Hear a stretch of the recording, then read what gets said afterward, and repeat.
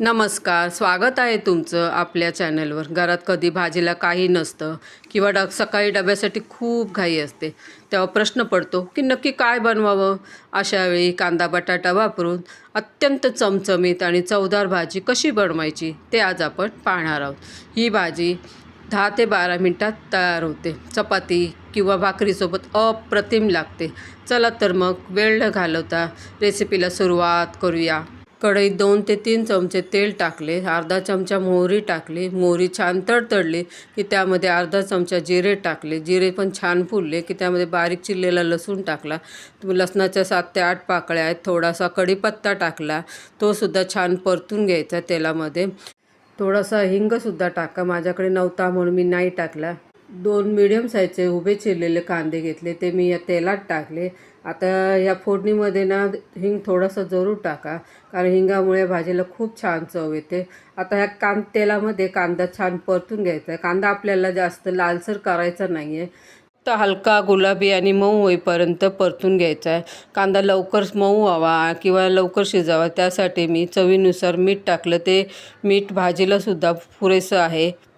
मीठ टाकल्यानंतर 2-3 मिनटं छान परतून घ्यायचं. मला तेल थोडंसं कमी वाटलं म्हणून मी 1 चमचा तेल आणखीन टाकलं आणि हे तेल टाकल्यानंतर पुन्हा एकदा कांदा छान परतून घ्यायचा आहे, हलवून घ्यायचा आहे. तुम्ही या पद्धतीने भाजी नक्कीच करून बघा. आता हा कांदा छान परतून झाला आहे. आता कांदा परतून झाला की त्यामध्ये आपल्याला बारीक चिरलेला टोमॅटो टाकायचा आहे. इथे मी 1 मीडियम साईजचा टोमॅटो टाकला. आता कांदा टोमॅटो छान मिक्स करून घ्यायचे आणि छान परतूनसुद्धा घ्यायचे. कधी भाजी बनवायचा कंटाळा आला असेल, लवकर भाजी बनवायची असेल, तर अशा वेळेस ही भाजी नक्की करून बघा. खूप छान होते ही भाजी, चवीला तर अप्रतिम लागते. तुम्ही नक्की एकदा ट्राय करा ही भाजी. 2-3 मिनटं टोमॅटो कांद्यामध्ये छान परतून घेतला ना का तो मऊसूद होईल. आपल्याला कांदा टोमॅटो अगदी मऊ होईपर्यंत शिजवून घ्यायचा आहे. कांदा टोमॅटो परतून झाला. 1 चमचा मिरची पावडर टाकली, पाव चमचा हळद टाकली, 1 चमचा कांदा लसूण मसाला टाकला, अर्धा चमचा गरम मसाला टाकला. हे सर्व कोरडे मसाले आपण तेलात छान परतून घेणार आहोत. जोपर्यंत हे मसाले तेलात छान परतले जात नाही तोपर्यंत भाजीला छान कलर येणार नाही. त्यासाठी मसाले छान परतून घ्या आणि मसाले जेव्हा छान परतले जातात तेव्हा भाजीला खूप छान चव येते आणि भाजीचा कलरही सुंदर येतो. मसाला छान परतून झाला, तुम्ही बघू शकता मसाल्याला छान कलर आला आहे. आता ह्यामध्ये मी 3 बटाट्याच्या फोडी टाकल्यात, बारीक चिरून घेतलेल्या आहेत. त्या बटाट्याच्या फोडी मी पाण्यात स्वच्छ धुवून 2 वेळा स्वच्छ धुवून घेतल्या आणि त्या मसाल्यात टाकल्या. आता हा बटाटा आपण त्या मसाल्यामध्ये छान परतून घेणार आहोत. बटाटा मसाल्यात छान परतून झाला. आता त्यामध्ये मी बारीक चिरलेली कोथिंबीर टाकली. आता ही कोथिंबीरसुद्धा त्या बटाट्यात छान मिक्स करून घ्यायची, म्हणजे बटाट्यामध्ये ती एकजीव झाली पाहिजे. बटाट्यामध्ये कोथिंबीर छान मिक्स झाली. आता त्यामध्ये मी अंदाजे अर्धा ते 1 ग्लास पाणी टाकलं आहे आणि हे पाणी आपण त्या बटाट्यामध्ये छान मिक्स करून घेऊया, म्हणजे सर्व मसाला एकसारखा बटाट्याला लागेल. ह्या बटाट्या भाजीमध्ये जर तुम्ही हिरव्या मिरच्या 2 उभ्या चिरून टाकल्या ना, त्या भाजीला आणखीन चव लागेल.